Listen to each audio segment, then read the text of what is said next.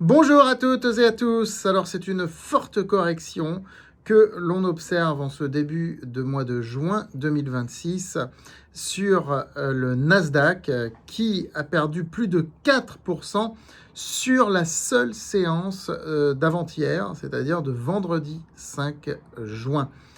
Le Nasdaq a perdu près de 1000 milliards de capitalisation boursière, ce qui est énorme. Mais il faut relativiser les choses. Ces 1000 milliards évaporés se font sur des boîtes qui elles-mêmes valent plus de 1000 milliards. Quand vous avez une boîte qui en vaut 2000, qui perd 10%, ça fait 200 milliards évaporés.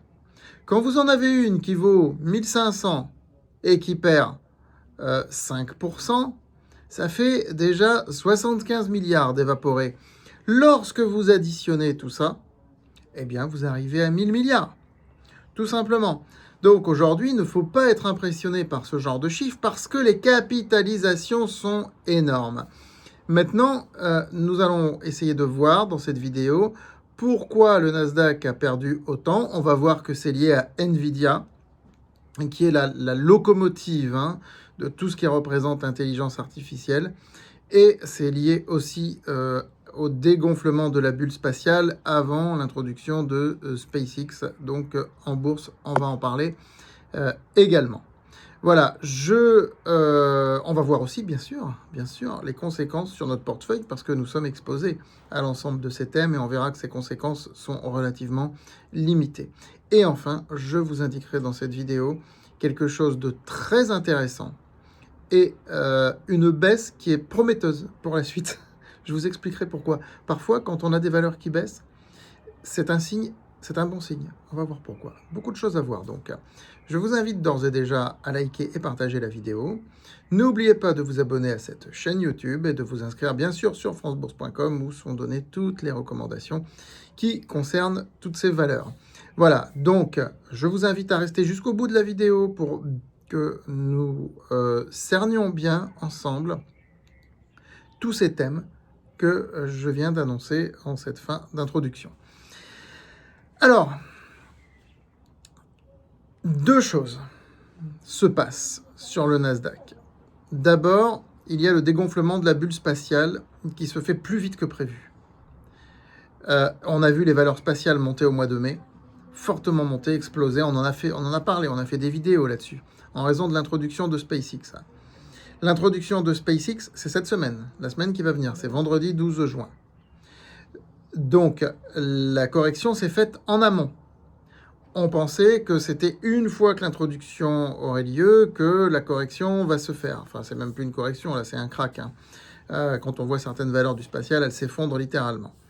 Bon, donc, ça s'est effondré plus tôt que prévu parce que les valorisations avaient trop monté. Il y a des prises de bénéfices qui se font en amont.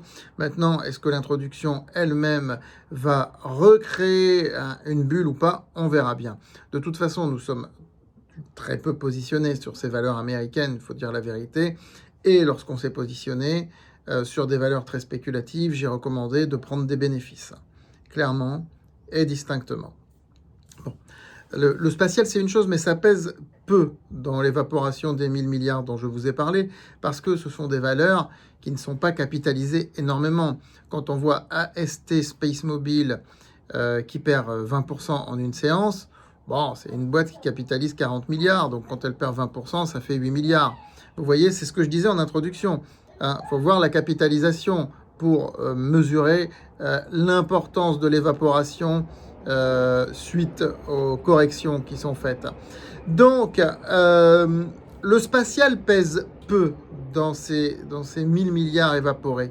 Ce qui pèse énormément, ce sont les semi-conducteurs, parce que là, on n'est pas du tout sur les mêmes chiffres. N'oublions pas que Nvidia pèse dans les 4000 milliards, Broadcom pèse 1800 milliards, etc., etc. Et en parlant de Broadcom, ça a été le déclencheur.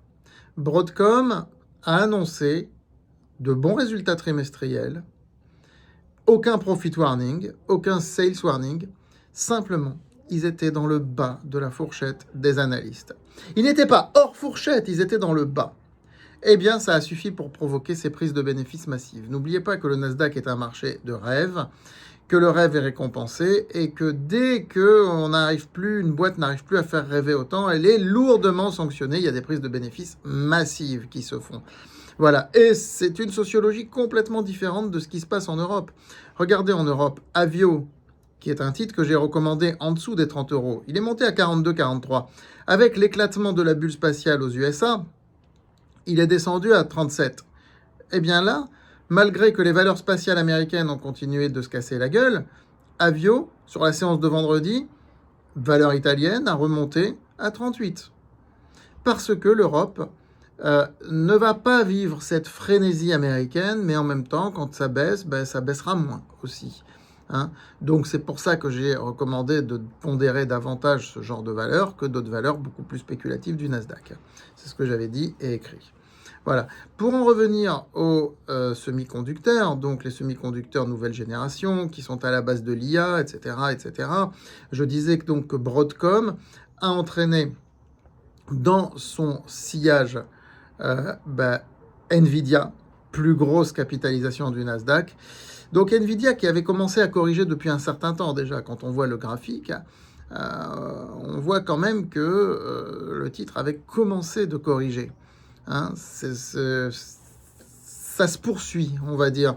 C'est le totem absolu, Nvidia. Hein. C'est le totem absolu. Mais le titre n'est pas en train de perdre ce statut pour l'instant. Mais on voit qu'il y a un frémissement quand même. Il faut dire que ce sont des boîtes qui se payent à 40 fois, 50 fois leurs bénéfices. Donc aujourd'hui, c'est sûr qu'à ces niveaux de valorisation, le marché est très exigeant. Maintenant, ce qu'il faut voir, c'est que Broadcom, ce n'est pas Nvidia. Broadcom, ce n'est pas SK Hynix. Alors, on va parler de SK Hynix, bien sûr, puisque je suis le seul à en parler en France et je suis le seul à l'avoir recommandé, cette valeur. Broadcom, ce n'est pas, je veux dire, ASML ni ASM International, qui sont des valeurs européennes. Donc, il y a une propagation de l'onde de choc sur tout le secteur parce que ce sont les fonds indiciels et les ETF, du coup, qui vendent.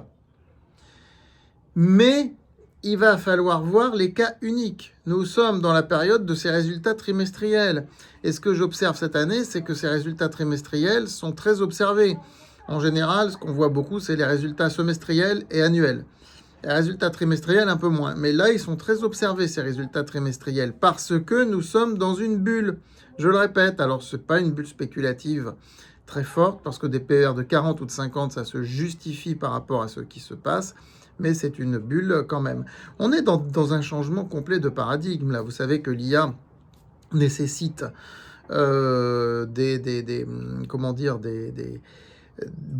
consommer des serveurs qui consomment énormément d'électricité et d'eau, qu'on se demande si ça va être possible. Certains pensent à les mettre dans l'espace, mais ce n'est pas un projet hallucinatoire, c'est pas un projet de science-fiction.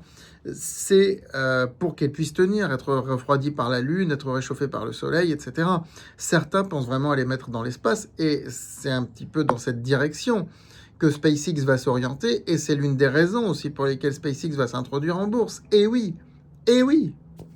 Donc on est sur un changement complet de paradigme dans ce début de deuxième quart du 21e siècle. Hein, on se dirige petit à petit vers la moitié du siècle, hein, ne l'oublions pas. Voilà, donc pour en revenir à SK Hynix, qui a perdu 20% sur la seule séance de vendredi, regardez le graphique. Je veux dire, quand on voit le parcours réalisé par le titre, ça n'a rien non plus d'aberrant. On est sur des marchés très volatiles. SK Hynix, je vous le rappelle, est une valeur sud-coréenne qui n'est pas cotée au Nasdaq. Elle a un projet de cotation pour la fin de l'année. Elle espère lever 14 milliards d'ailleurs à cette occasion. SK Hynix vend des mémoires, pas des semi-conducteurs, mais des mémoires, à des boîtes comme Nvidia, justement, à des boîtes comme ASML, qui, eux, font les semi-conducteurs. Elle est en amont de la chaîne. C'est une boîte qui, contrairement à toutes les autres que je vous ai citées, Nvidia et compagnie, ne se paye pas à 40 ou 50 fois ses bénéfices, mais malgré la hausse récente, malgré le doublement, le triplement, ce que vous voulez du titre, elle est on ne sait pas exactement quels vont être les bénéfices 2026, mais à 10, 12 fois ses bénéfices maximum. Hein, donc sur des ratios de bourse de Paris, quoi. Vous voyez ce que je veux dire, ou de bourse de Bruxelles. Pas du tout sur des ratios de grosses boîtes internationales. Donc, sur SK Hynix, moi j'avais recommandé clairement de prendre des bénéfices. Je vous rappelle que j'ai recommandé le titre en début d'année, 450, 500 euros. Je parle en cotation sur la bourse allemande, puisqu'elle est cotée sur le Xetra. 450, 500 euros, 510, 520 éventuellement. On est monté à 1300, 1400. On est redescendu à 1050. De toute façon, ceux qui suivent mes recommandations, ils ont des titres SK Hynix qui sont gratuits, qui sont des options gratuites, puisqu'ils ont pris leurs bénéfices. Le titre a doublé, le titre a plus que doublé, on a pris des bénéfices. Et évidemment, j'en reparlerai, mais je vous le dis ici, il n'est pas question de vendre cette ligne. Pas avec un PER si faible. Et l'IA reste l'Eldorado. On va l'utiliser de plus en plus. Tout le monde l'utilise de plus en plus. Les entreprises, les gouvernements, etc. etc. Donc, oui, il y a une exagération. Oui, la bulle se dégonfle. Oui, elle peut continuer de se dégonfler.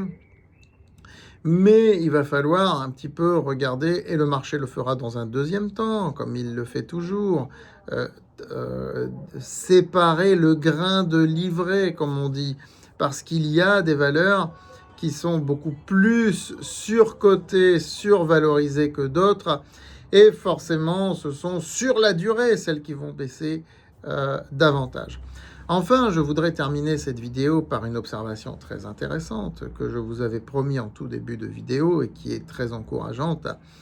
J'ai recommandé au mois de février de se positionner assez fortement sur les ESN, les entreprises de services numériques, éditeurs de logiciels, anciennes SS2I, etc. Ces valeurs ont fortement chuté sur les 2 dernières années. Jusqu'en février. À partir de février, elles sont mises à remonter. Nous avons investi au plus bas. Et c'est d'ailleurs ce qui a expliqué notre performance depuis ce début d'année, hein, parce qu'on a investi assez fort sur le portefeuille croissance de francebourse.com. Donc, les ESN, après avoir fortement baissé, ont fortement remonté. Et sur la séance de vendredi, elles ont corrigé. Pourquoi c'est un bon signe? Parce que le marché corrèle, relie les ESN avec l'intelligence artificielle. L'IA baisse, les ESN baissent dans une moindre mesure. Je veux dire, 1,5, 2% de baisse. On n'est pas aux 10 ou 15% de baisse qu'on a vu sur certaines valeurs du Nasdaq, bien entendu. Mais l'IA baisse, les ESN baissent. C'est un changement complet de perception. En toutes les années 2024 et 2025, le marché reliait les ESN à une sorte de modèle désuet qui va être dépassé par l'IA. Donc dès que l'IA montait, les ESN baissaient. À l'inverse, quand l'IA corrigeait, les ESN reprenaient un petit peu de galon. Là, le marché a enfin compris que les ESN vont être un vecteur de propagation de l'IA et pas le contraire. Et ça, c'est très positif parce que, comme je vous l'ai dit tout à l'heure, le paradigme IA n'est pas près de se tarir. Il y aura peut-être une poursuite de la correction. C'est possible. Ça ne va peut-être pas s'arrêter à ce qui s'est passé vendredi. C'est possible. Ce sera des opportunités pour rentrer sur certaines valeurs pour les retardataires. Nous en reparlerons à ce moment-là. Bien entendu, il peut y avoir des ETF aussi qui seront intéressants. Mais l'IA est en route et pas grand-chose va l'arrêter. Voilà pour toutes ces explications sur cette assez longue vidéo de près d'1 quart d'heure. Je vous remercie de votre attention et je vous dis à très vite, bien sûr, sur France Bourse TV. Regardez ma vidéo sur LVMH, elle fait un carton, plus de 10 000 vues. À très vite.